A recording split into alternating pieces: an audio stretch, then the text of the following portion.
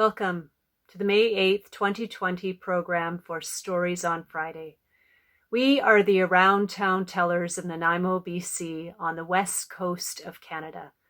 My name is Rachel Dunstan Muller, and I will be your host for May's program. Now, if you are already a member of our storytelling community, we can't tell you how much we miss gathering with you. And if you are a new listener, if you are viewing us from afar, welcome to our story circle. Normally, on the second Friday of the month, from September through June, we would be gathering in person, as we have for the last 13 years, first at Coyotes Cafe and now at the Unitarian Hall in Nanaimo.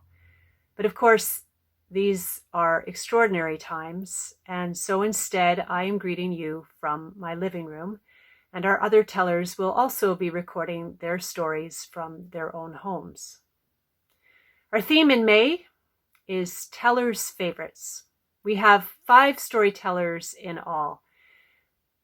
Porteous, Cindy Shantz, Margret Murphy, Christine Clarke-Johnsen, and I will each be sharing one of our favorite tales, and we hope that you will find the resulting collection entertaining. There will be old stories and new ones, personal stories and folk tales, all stitched together by our very talented video producer, Clarke-Johnsen. Thank you, Greg. So, on with our stories. The first teller on our program is Cindy Shantz. Cindy has always loved connecting with people, and so when she discovered storytelling, she immediately began to write and to tell her own personal stories. She loves the connections that she makes with her audiences and is passionate about sharing her stories with them. Cindy's enthusiasm is contagious, as I'm sure you will discover for yourself as you listen to her very exciting story. Hello, everybody. I hope you're keeping healthy and keeping strong. It's May already, isn't it? And that got me thinking that several years ago, around this time, I had a really exciting adventure, and I'd like to tell you about that now. It's May, a really lovely sunny day, and my husband and I, who are in Colorado, are standing at the counter of Raging Rapids. Now, I don't know a thing about whitewater rafting, and neither does Peter, but I'm stoked. And Peter, well, he's a little less enthusiastic than I am. But what the heck, huh? I made the reservation for both of us.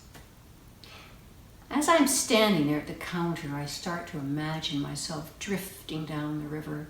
And just then, a very husky young woman with a blue Raging Rapids t-shirt walks up to us. She reaches over the counter, shakes my hand, and says, "Hi, I'm Lisa." Man, does she have arm muscles.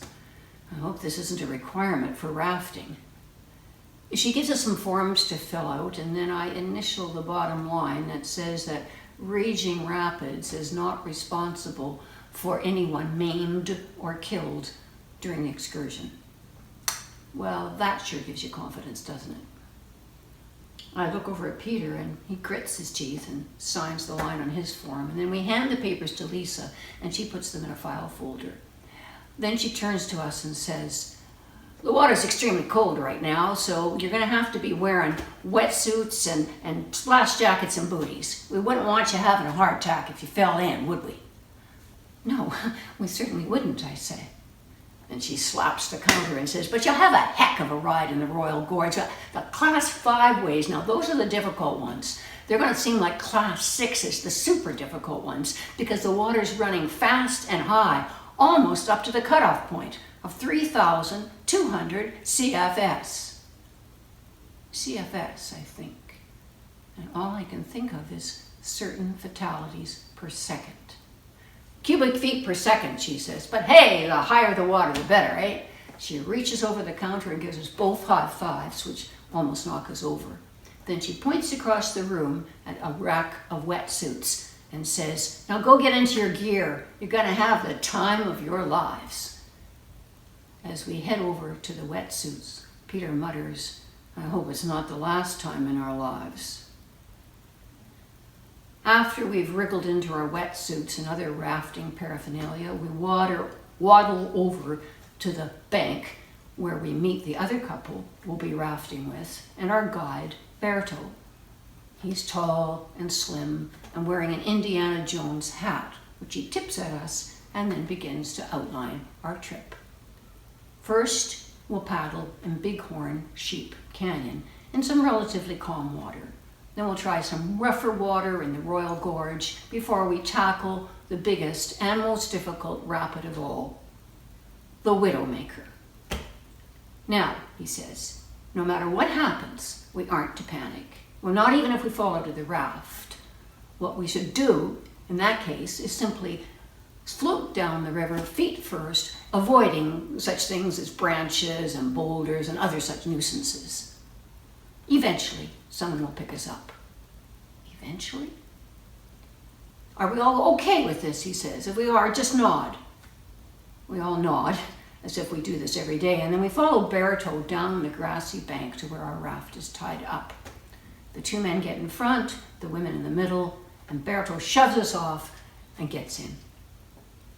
Forward, he yells, and we all paddle forward. Stop, he yells, and we lift our paddles out of the water. Great teamwork, he yells. He tells us this is his rafting voice, which can be heard above the rushing water. Now the river widens and we reach a calmer stretch, which gives us a chance to look at the red rocks of the canyon gliding by and also to have a chat with Mary Lou and John, who are from Texas. Mary Lou says, I've always wanted to raft, but my mom wouldn't let me. She ain't no rafter. She gets nervous in a bathtub. John strokes his beard and grins. I'm just your average Texan.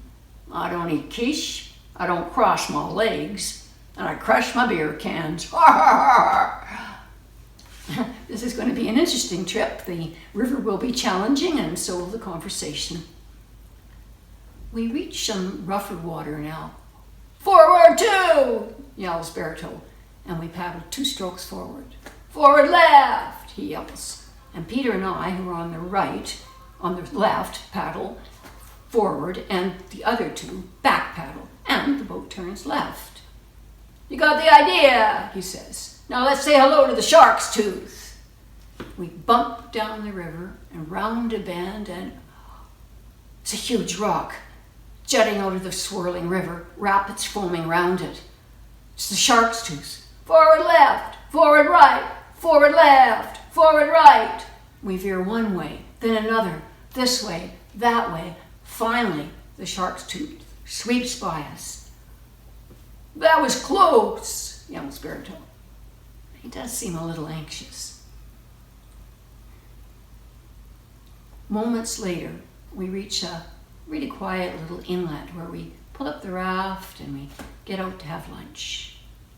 And after lunch, Berto passes out helmets and tells us to rev up for the Royal Gorge, that he's attached oarlocks to the raft because we'll need all the help we can get.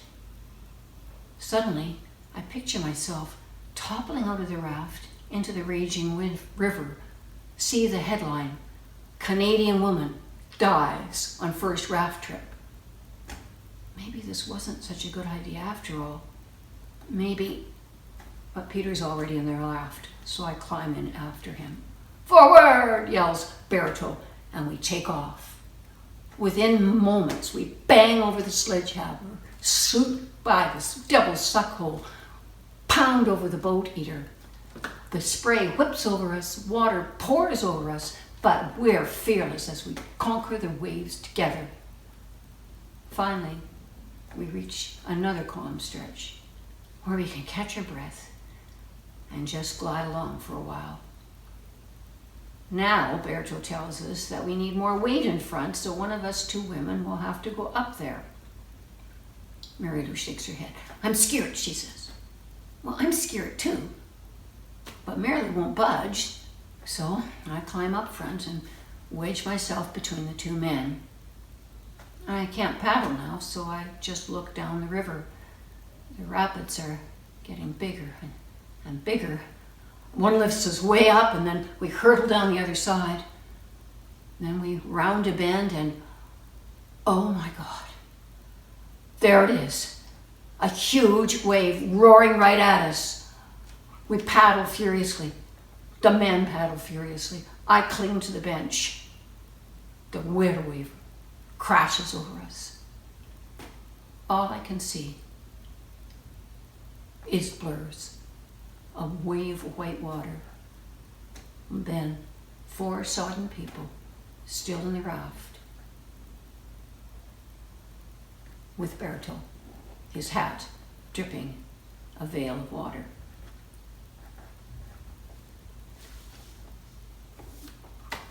Yahoo! Shouts John. Mary Lou grins. I glare down the river and shout, "Tough luck, Widowmaker!" Peter lofts his paddle into the air and yells, "We did it!" Then he reaches across to me, gives me a high five, and says, "How about next spring we raft Hell's Canyon?" From Raging Rapids, we head to another time and place with our second teller, Lee Porteous. Lee is a regular host and teller on the Around Town Teller stage, and she is also currently the president of the Victoria Storytelling Guild. Lee's story tonight will actually come in 2 parts. She will be sharing a poem with us, followed by a story which originally comes from the Scottish borderlands. So please sit back and enjoy. The Stolen Child by William Butler Yeats. Where dips the rocky highland of Sleuth Wood in the lake, there lies a leafy island where flapping herons wake the drowsy water rats. There we've hid our fairy vats, full of berries and of reddest stolen cherries. Come away, O human child, to the waters and the wild, with a fairy hand in hand, for the world's more full of weeping than you can understand. Where the wave of moonlight washes the dim gray sands with light. Far off by furthest Rosses, we footed all the night, weaving olden dances, mingling hands and mingling glances, till the moon has taken flight. To and fro we leap and chase the frothy bubbles, while the world is full of troubles and anxious in its sleep. Come away, O human child, to the waters and the wild, with a fairy hand in hand, for the world's more full of weeping than you can understand. Where the wandering water gushes from the hills above Glen Car, in pools among the rushes that scarce could bathe a star, we seek for slumbering trout, and whispering in their ears, give them unquiet dreams, softly hanging out from ferns that drop their tears over the young streams. Come away, O human child, to the waters and the wild, with a fairy hand in hand, for the world's more full of weeping than you can understand. Away with us he's going, the solemn-eyed. He'll hear no more the lowing of the calves on the warm hillside, or the kettle on the hob sing peace into his breast, or see the brown mice bob round and round the oatmeal chest. For he's come, the human child, from to the waters and the wild, with a fairy hand in hand, for the world's too full of weeping for him to understand. The story that I've chosen to go with that poem is Tam Lin. Tam Lin has been told and sung for almost 500 years. There are many versions, and this is mine. There was a castle renowned for its beauty and the beauty of its lands, the dappled woods, the garden which was a riot of color, and the perfumes of the flowers floated over the walls of the garden. In Janet's father's time, it had been the seat for him, the head of the Mackenzie clan. But a shadow had come over the castle and its grounds. It had become somehow part of the realm of the Fae, and mortals could not live there anymore. And so the head of the clan, his family, his retainers, and all in the castle moved to the nearby town. Janet was the daughter of the present clan head. She was a beautiful child and a beautiful girl. She had eyes as blue as an April sky. Her hair was the color orange and red of the dawn sun. And she was a person who spoke her mind even as a child and stood her ground. And as she grew older, many said that she would have a hard time, daughter of the clan head or no, finding a husband. From her earliest years, she was fascinated with Carterhaugh, the name of that ruined castle now. And she knew that when she came of age, it would be hers. She would inherit it. All the children in the area, and she herself, were warned by their parents, don't go to Carterhaugh. And they would plead, Janet, don't go. Because it was a dangerous place. The woods were sinister and dark. And from that guard, cries were heard, and shadows with nothing to cast them. And the smells that came were like rotting apples or dead mice in the walls. The children did not go into the grounds of Carterhaugh, and neither did the adults. But young people on a dare or for an adventure or to prove something would go into those grounds. And all paid some price. For days and weeks and longer sometimes, their sleep would be troubled and they had unquiet dreams. But if they met Tam Lin on those grounds, the price was higher because he demanded more. For young women, they might just leave behind a favorite ring or an expensive brooch. But more often, they left behind their innocence. When Janet's 16th birthday came, she put on the gown that had been made for that occasion. She spoke with all the guests, danced all the dances she was supposed to dance. And when the last guest was leaving and she waved at them as they departed, she turned and she put on her sturdy walking shoes and her sturdy outdoor clothes. She hiked up her skirt above her knees and she put on her clan tartan and she left for Carterhaugh. She arrived at the garden of Carterhaugh just as the sun was setting, and a bleak, grim place it was, full of thorns and nettles, briars. But she saw one patch of color. It was a blood red double rose. And so she plucked it, and instantly Tam Lin appeared.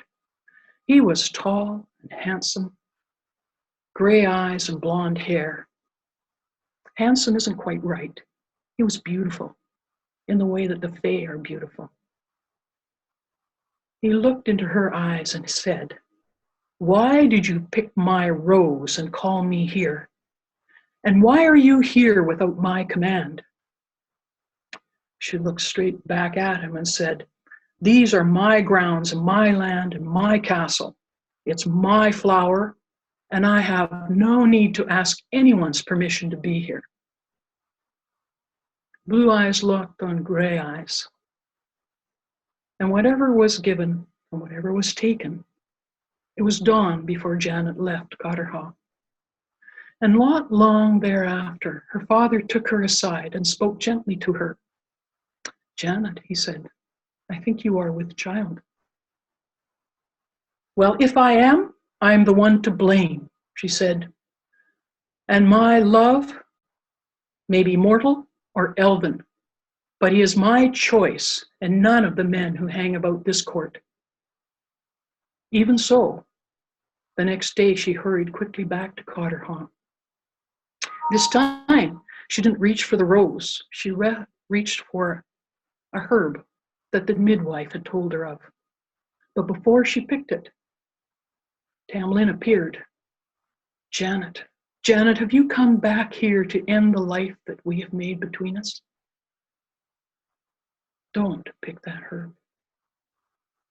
Tam Lin, but Tam Lin, have you been to chapel? Do you know anything of Christendom and the man who died on the tree for us? Janet, he said, I am as mortal as you are, and I was christened as you were. In your father's time, I was riding through the beautiful woods on these grounds, and my horse shied, and I was thrown. When I came to my senses, the fairy queen had captured me. She took me to the green hill and to her realm, which is under it. It is a beautiful place, but it's not a place for mortals, really. She favored me, and she made me a knight at her court. But that long life that I've had, I fear, is ending in 2 days. But Tam Lin, what's to happen? Why will you die? Why can't you escape? He said, in 2 days, it's All Hallows Eve. And on All Hallows Eve, the fairy realm and ours is closer together than ever. And the queen and all her court ride out. And every 7th All Hallows Eve, the queen must pay the tithe to hell. They must sacrifice a life to the devil. And on that All Hallows Eve, they ride to the crossroads at St. Miles. I have been on these rides before, but this year, I believe it will be me, the one who is sacrificed. They never sacrifice one of their own, only one of us captives. And although I had the queen's favor, she favors another now. But Tam Lin, is there no way to escape? I would need the help of a mortal, and all who knew and loved me have been in their graves a very long time. But I will stand with you. I will help you. Tell me what I must do. He looked at her and he smiled and said, of all the mortals that I have met, I think if anyone could succeed, it would be you. But it is a fearsome task. It will need courage and determination. Tell me, I will do whatever it takes. And so Tam Lin explained what she would have to do to help him. And so it was, 2 nights after that, All Hallows Eve, that Janet was hiding in the bushes near the crossroads, wearing her great green mantle and with a small vial of holy water that she begged from the priest in her pocket. It was a bitter night and dark, darkened by the fog that was everywhere. And then she heard a church bell chime, muffled through the fog. Midnight, it proclaimed. And she waited and waited, listening through the dark and the mist for the sound of the queen's court. And after a long time, she could hear in the distance a tinkling of the fairy bells on the harnesses of the horses. And then there thundered up the queen in front of columns of knights, and behind them, a princely-looking man on a great black horse. Janet let him pass. And then there passed an equally impressive man on a great brown horse. And he passed. And then there was a handsome knight on a milk-white steed, and he was wearing only one glove on his right hand.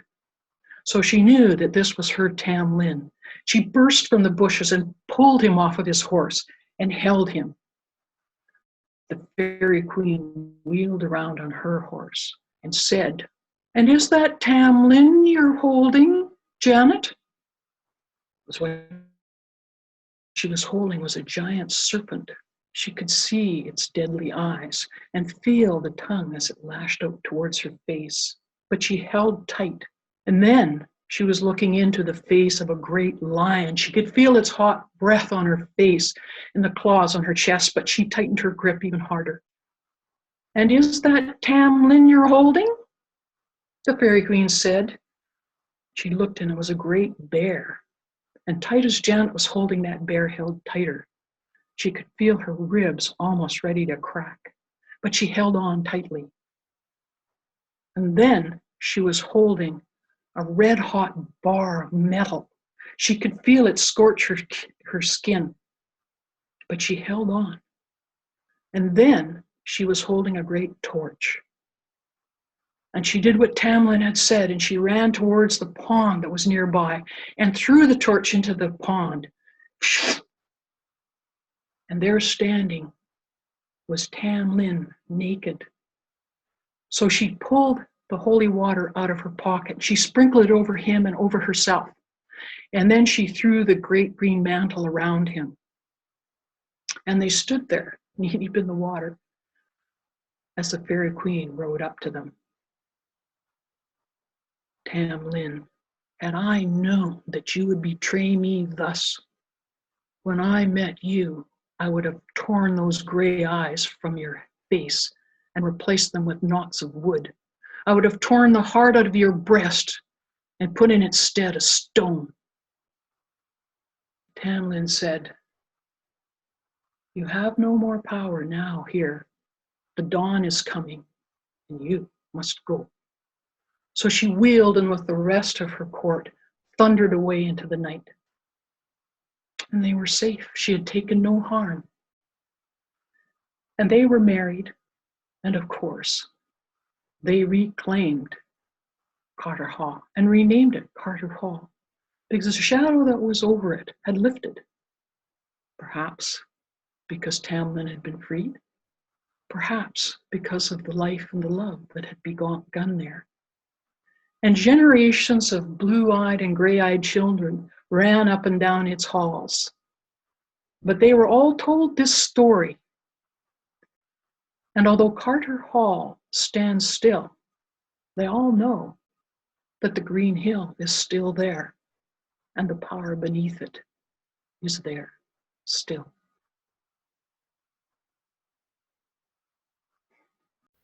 From the folklore of the British Isles, we return to the New World with our next teller, Margret Murphy. Margret is one of the co-founders of the Around Town Tellers. And if you are one of our regular audience members, I'm sure you are missing her warm hugs at the door as much as I am. Margret has chosen to tell a powerful story by Tim Tingle called Crossing Bach Chitto. Hello, everyone. One of my favorite stories is by storyteller Tim Tingle. He's a member of the Choctaw First Nations, and he came up to Vancouver Island several years ago, and Laurie Hutchinson and I traveled to Victoria to listen to Tim share his tales and to participate in a workshop. And his story, Crossing Bach Chitto, is a story, well, for all ages, really. It's a story about courage, it's a story about faith, and it's a story about beginnings. Crossing Bach Chitto by Tim Tingle. The Bach Chitto River cuts right through Mississippi. In the old days, there were two groups that lived along the banks of the Mississippi. On the one side were the Choctaw First Nations, and on the other were the plantation owners and their slaves. It was called the slave side of the river. Now, there was an interesting law that should a slave cross Bach Chitto, the slave gained freedom. and no one could touch the slave. That was the law.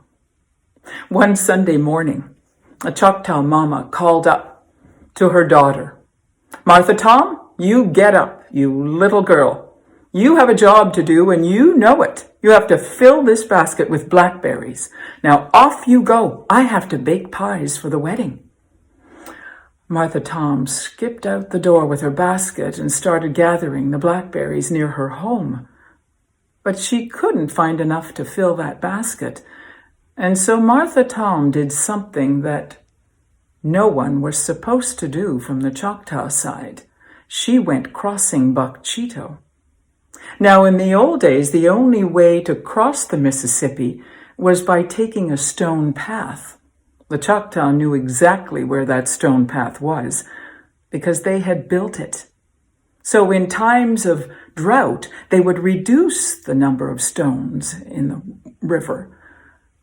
And in times of floods, they would build up the stones so that they were always just below the surface of the muddy Mississippi. So there was little Martha Tom skipping across the stone path to the other side. She gathered all manner of blackberries, but soon she lost track of time, and when she looked up to see where the sun was to guide her home, she knew she was lost. She had traveled deep within the forest and away from the river. And then she saw, through the trees, there was some kind of opening, a clearing. And she walked towards it and saw the most amazing sight. There in the midst of the clearing was a large stump. And around the stump were a series of logs. They were positioned right in front of the stump, while she thought they looked like benches. As she listened and watched, she saw coming through the trees a figure, and she hid in the bushes and saw that an old black man was walking towards her. But actually, he was walking towards the stump, and he threw down his cane, and he stepped up on the stump, and he raised his hands and arms up to heaven, and he proclaimed, "Who will come with me to the promised land?" Martha Tom's eyes widened. "Who will come with me to the promised land?" said the man. She did not know what to expect. And then something happened that changed Martha Tom's life forever. From away off through the forest in the air, she could hear the murmurings, whisperings of what sounded like spirits speak. And she could hear them getting louder and louder until it sounded like human voices. And then out of the trees, out of the shrubs and the bushes came dozens and dozens and dozens of people, men, women, and children, all black people coming forward in a large community, answering the call, "We will come with you to the promised land. We will come with you to the promised land." And Martha Tom just stood in wonder. She'd never seen anything quite like it. And then suddenly, a hand came on her shoulder, and startled she looked up. And there stood a man with the kindest eyes she had ever seen. "Are you lost, child?" said the man. "Yes," said Martha Tom. "Are you Choctaw from across the river?" "Yes." "And your name, child?" "Martha Tom." "Martha Tom, I'm going to ask my son, little Mo, to come and help you find your way back to the river and get you home." And with that, he raised his left hand as if in a signal, and little Mo came running over. He was about the same age as Martha Tom. And the man looked at the little boy and said, "Little Mo, you are to take this girl back to the riverbank, and from there she will find her way home across the river." "Yes, Daddy, I would do it," said little Mo, "but I'm afraid." "Afraid of what, son?" "Afraid, Daddy, that The guards will be out. I heard them talking. They're going up and down the river banks, and they're with their guns and their dogs.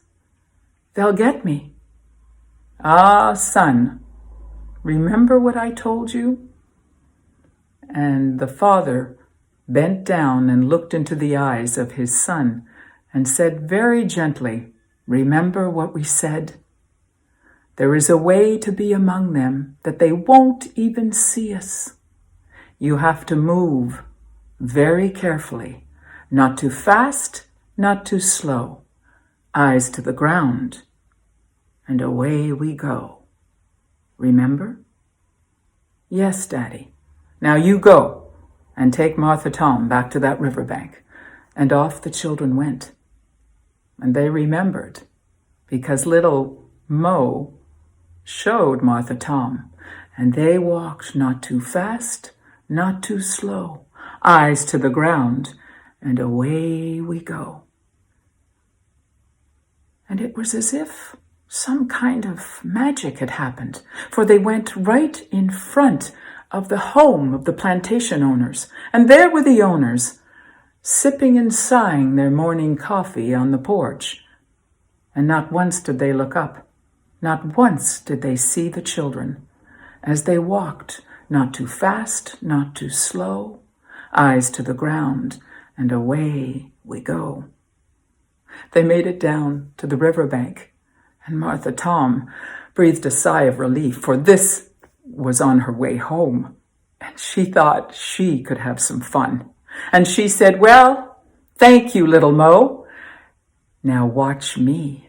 And with that, she dashed across the stone steps and stood in the middle of the Mississippi River, looking back at little Mo, who could not believe his eyes. What kind of a witch are you?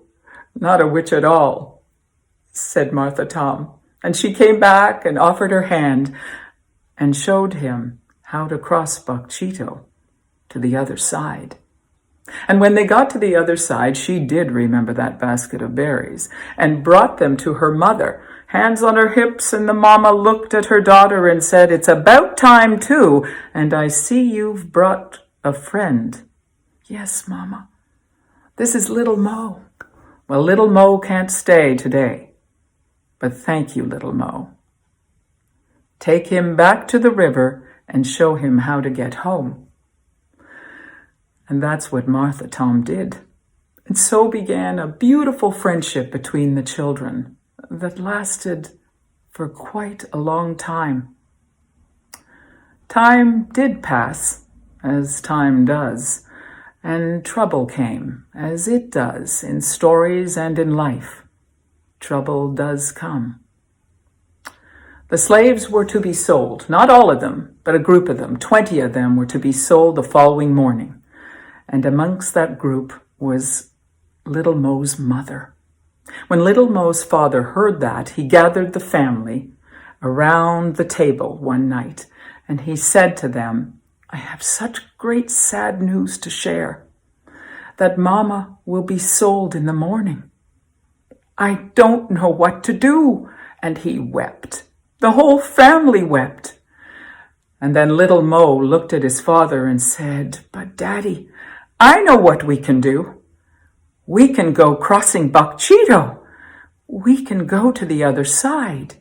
Oh, son, said little Mo's father. The plantation guards are everywhere with their dogs and their guns. They will know. They will know we will try to escape. Oh, Daddy, said little Mo. Remember? Remember?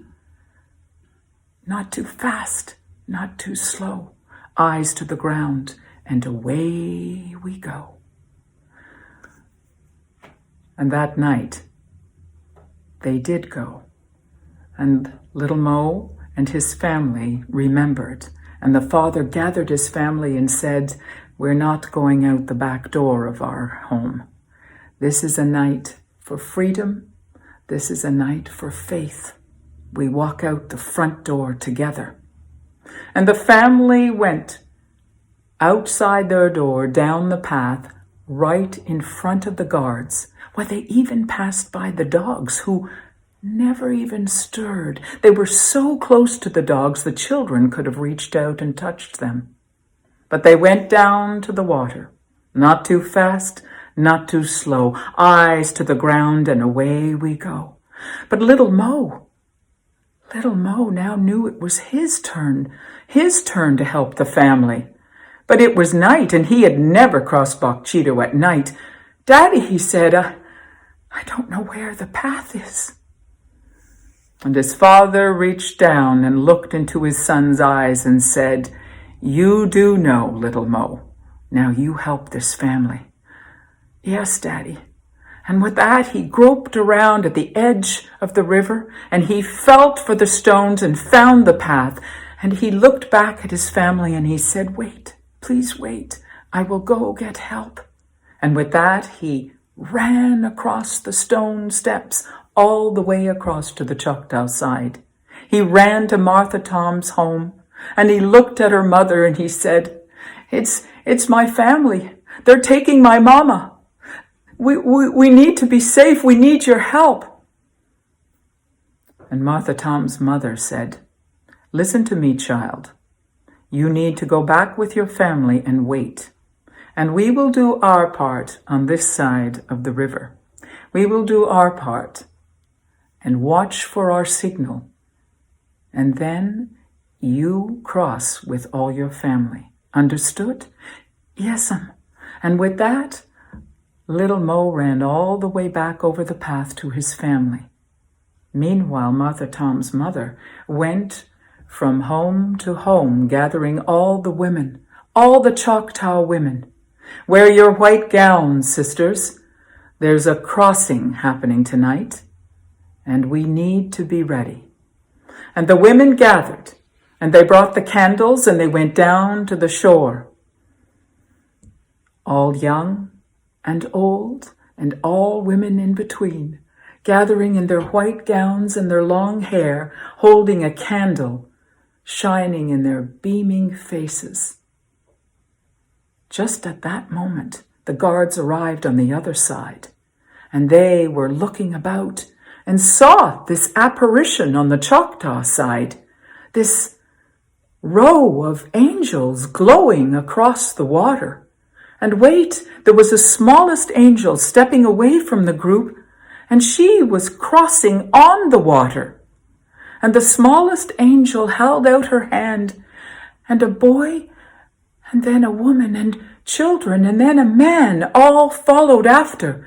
And this group all crossed together to the other side, to freedom. When the story was told over time, there were so many different interpretations. And the Choctaw people celebrated the courage of Martha Tom. And the black people celebrated the faith of little Mo. And the white folk, well, when the ancestors tell it, they tell of the wonder of seeing 6 black spirits walking across the water to freedom. And so ends my tale. And I wish you all well. Till we meet again. From that very moving story of friendship and heroism, we return again to the old world, to a Greek folktale. This is a story which I've had the privilege to share in classrooms on both coasts of our country. It's one which appeals to audiences of many ages, and so it's become one of my own favorites. This version is an adaptation of a story that I originally read in a collection called The House of the Cats by Maggie Pearson.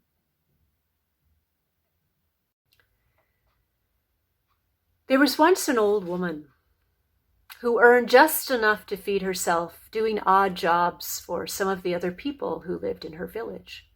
She would do a little cleaning here, a little mending and sewing there, some babysitting for someone else. But some days there were no odd jobs to be had, and on those days the old woman would go to bed hungry.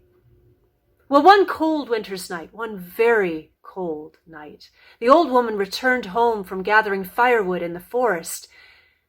And when she reached her home, she discovered that the fire she'd left burning in her hearth had gone out. And she didn't even have a single match to relight the fire. Well, the old woman looked out her window to see which of her neighbors might still be awake so she could go and ask one of them for a match. But it was very late, and the entire street was dark, except for two houses, the house directly across the road and the house at the very end of the street. Now, the woman who lived in the house directly across the road was so mean, so selfish, that she wouldn't even smile at you without calculating exactly what you owed her for that smile. On the other hand, the old woman had never met the people who lived in the house at the very end of the road, but she had seen well-fed cats coming and going from the property, and she said to herself, well, they must be kind people to take such good care of their cats. I will go and ask them if they can spare a match. So the old woman walked to the end of the road, and then, feeling just a little nervous, she knocked at the door. But the door opened at once, and there, on the other side, was a big black cat. Well, there was no sign of the cat's owner, but the old woman assumed that he or she must be just inside, hidden in the shadows, and so she spoke up. I am so sorry to trouble you so late at night, but I was wondering if you might have a match you could spare. I'm afraid that if I don't relight my fire tonight, I will freeze. There was no answer, but the cat took a step backwards as if inviting the old woman inside. So the old woman followed the cat down a long hallway into a large room filled with overstuffed couches and cushions. There was a fire burning brightly in the hearth, and in front of the fire a long, low table covered with all kinds of good things to eat. Well, the old woman looked around the room, but there was still no sign of any people. And so she addressed the cats. Good evening to you, she said politely. And to her astonishment, the big black cat opened its mouth and replied, Good evening to you, welcome guests. Please have a seat and eat your fill. Now, it's not every day that one encounters a talking cat. If the old woman hadn't been so cold and hungry in that moment, she probably would have run from the room shrieking. But she was cold, and she was hungry, very. And so instead she whispered, Oh, bless you, bless you. And she sat down at the table and she ate her fill. She couldn't remember the last time her stomach had been so satisfied. But there were still mounds of food on the table when she was finished eating, and so the black cat offered that if she wished, she could return home and get an old sack and bring it back, and the cats would fill it with leftovers so that she could have food for later. But this poor old woman was so poor that she didn't even own an old sack, but she was too embarrassed to tell this to the cats. And so instead, she thanked them and she promised them that she would be right back. And she went down the road to speak with her selfish neighbor. Well, what do you want? The selfish neighbor said when she came to the door. I'm sorry to trouble you, said the old woman, but I was wondering if you might have an old flour sack that I could borrow. I wouldn't need it very long, and I would bring it right back. Well, see that you do, said the selfish woman, and she thrust an old flour sack into the old woman's hands and then slammed the door in the old woman's face before she could say thank you. So the old woman went back down the road to the house of the cats, handed over the sack, and when the big black cat returned, that sack was full to bulging. The old woman thanked the cats for their hospitality and then returned home. Well, you can imagine her astonishment when she opened that sack on her kitchen table. It wasn't full of leftover food, as the cats had promised. No, it was full of gold coins. The old woman was rich. She would never be cold or hungry again. But in spite of the excitement of her good fortune, she hadn't forgotten her promise to the woman across the street. And so she returned the sack. To share a little of her good fortune and to say thank you, she left a single gold coin at the bottom of the sack when she returned it. Well, that was a mistake. It wasn't long before this selfish woman was pounding on the old woman's door, holding the coin in the air. "What is the meaning of this?" she demanded. So the old woman began to tell her about the cats who lived in the house at the end of the road. The selfish woman didn't wait for her to finish. She was already striding up the road. She pounded on the cat's door. "What is the meaning of this?" she said when the door opened and she saw the big black cat. "I smell witchcraft.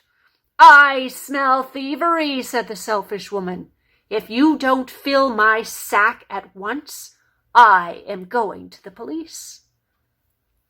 The big black cat took the sack without a word.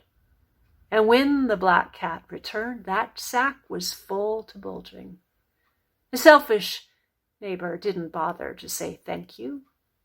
She was already striding back down the road, and when she reached her own house, she slammed the door behind her, and she locked it tight. She pulled all the curtains, all the shutters, so that no one could see inside, as she poured the contents of the sack onto her kitchen table. But the sack wasn't full of gold coins this time, and it wasn't full of leftover food either. It was full of wasps and hornets and mosquitoes, scorpions and spiders and snakes. And the moment they were free, they all attacked the selfish woman, biting and stinging and wriggling into her hair until she ran, shrieking, out into the road. She ran and she ran and she ran until she was out of sight. And no one ever did see that selfish woman again. Well, as for the old woman, the very next morning, early, the crack of dawn, she went back up the road to the house of the cats to thank them for their incredible generosity. But when she reached the house, it was empty, and it looked as if it had been abandoned for some time. But there was a little black kitten on the doorstep. And the old woman took that black kitten home, and she fed it all kinds of good things until it grew to be a full-size cat. And people said that the old woman used to speak to that cat as if the cat could understand every word she said. But no one ever mentioned whether the cat spoke back. Our final storyteller is Christine Clarke-Johnsen with a delightful true story called Pet Free Paradise. Not only is Christine a regular teller on the Around Town Teller stage, but she is also married to our talented video editor, Greg Clarke-Johnsen. So please enjoy Pet Free Paradise. The story I'm going to share happened 30 years ago on this farm. Now, one might expect to find various kinds of animals living on a farm. But the only kind of animal life my husband Greg and I hoped to see on our farm was wildlife. For we shared the belief that pet-free was the way to be. This let us live a happy, uncomplicated life without added responsibilities or the expense of costly vet bills. This had been our modus operandi for 13 years of our marriage, and we liked it that way. We had just moved from our home in the city to our rural paradise, 10 glorious miles away from shrill train whistles and wailing sirens of the city. We looked forward to quiet time and gazing out over our own private valley in the hopes of seeing wildlife in their natural habitat. We were city slickers who had transplanted ourselves onto 40 acres of rolling meadows and woodlands in the countryside. Back to the land, we said. No more traffic or noisy neighbors, we said. We got everything we asked for. We also got ticks, chigger spiders, mud wasps, and mice. Loads of mice, plenty of mice, both inside and out. One morning, as we looked out our dining room window, we saw 2 tiny gold eyes looking back up at us. There was a very small kitten wearing a muddy orange-striped fur suit looking back up at us. We cranked the window open to get a closer look at this skinny little cat, whose meows were no more than squeaks. He seemed to be saying, "Help me." "That kitten looks like it's been abandoned for a long time," declared Greg. "Oh, look at the poor thing. He's staggering. He's so weak from hunger," I said. "Should we feed him?" "Oops. We've got a cat. 13 years of pet-free marriage out the window in one moment of weakness."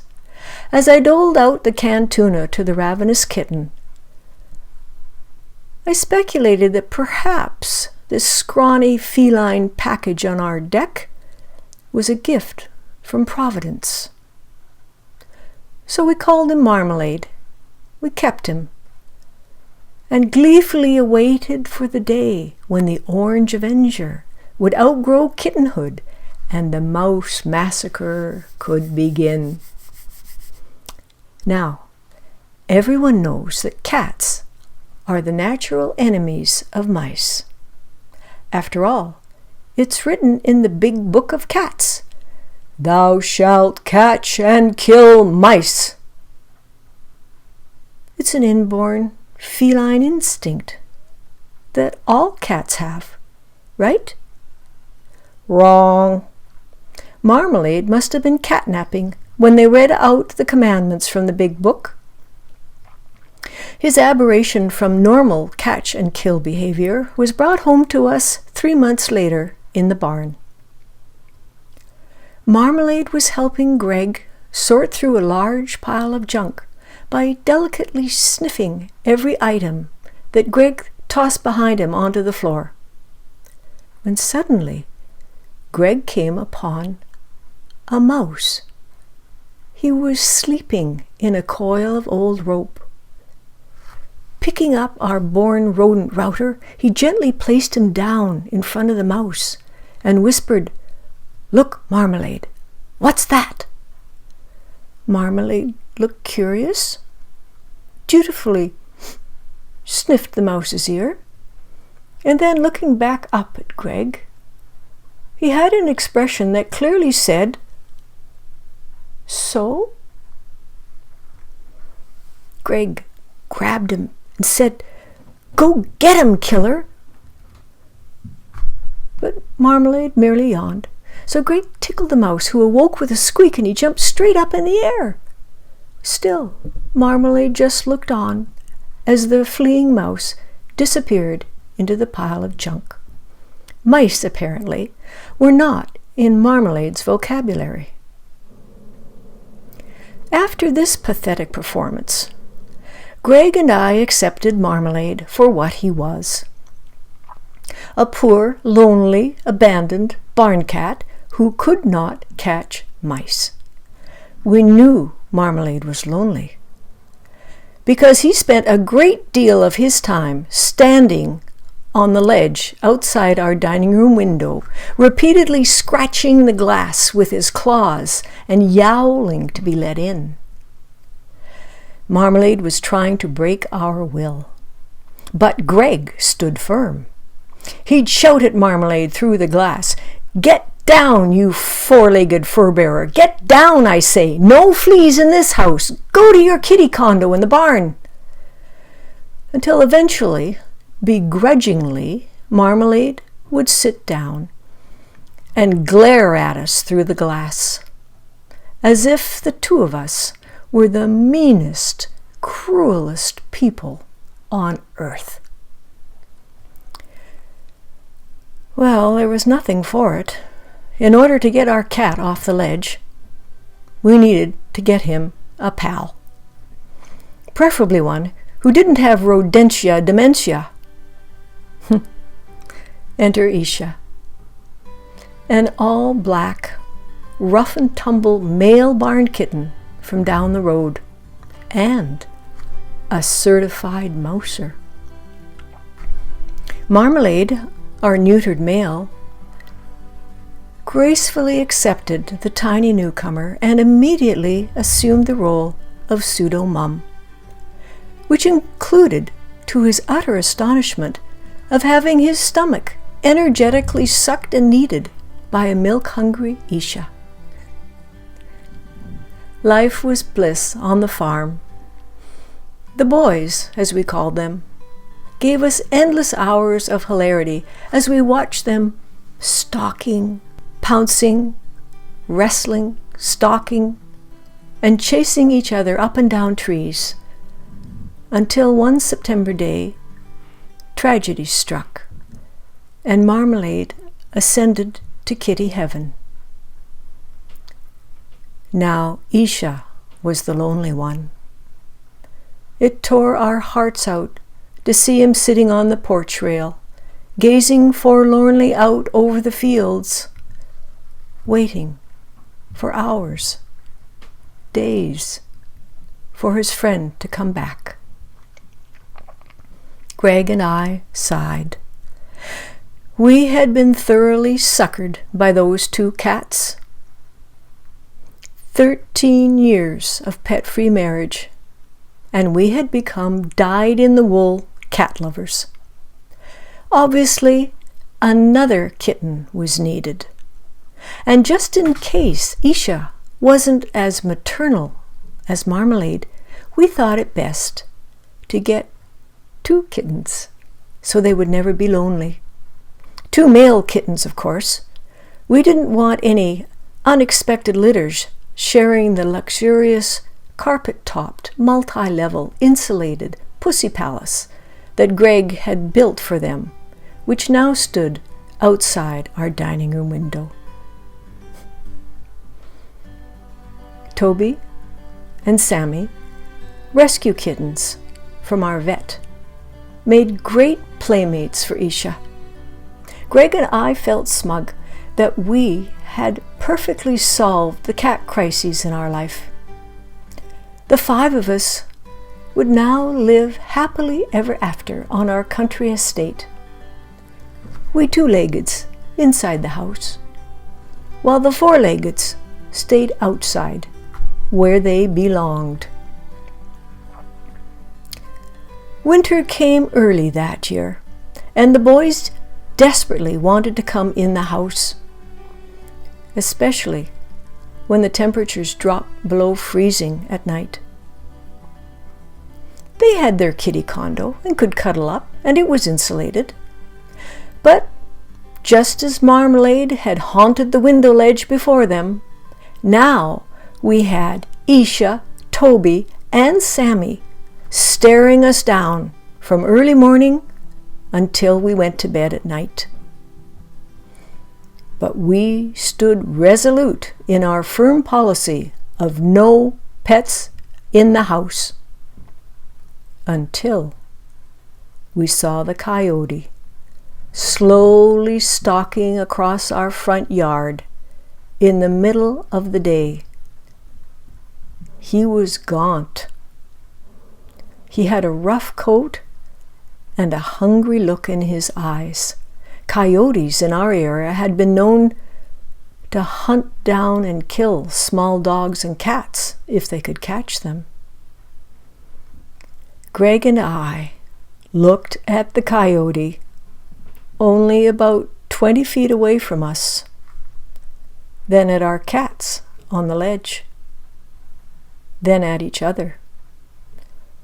We both knew it was time. We had to protect our boys from freezing temperatures and hungry predators. And that is how it came to be that we became doting parents, sharing our house, our couch, and even in weak moments, I will confess, the foot of our bed, with 3 adorable, affectionate, playful cats, from pet-free to pet-full, in just a few months, and so much happier because of it. And so ends my story of one of the most treasured times of my life. Thanks for listening. Stay happy.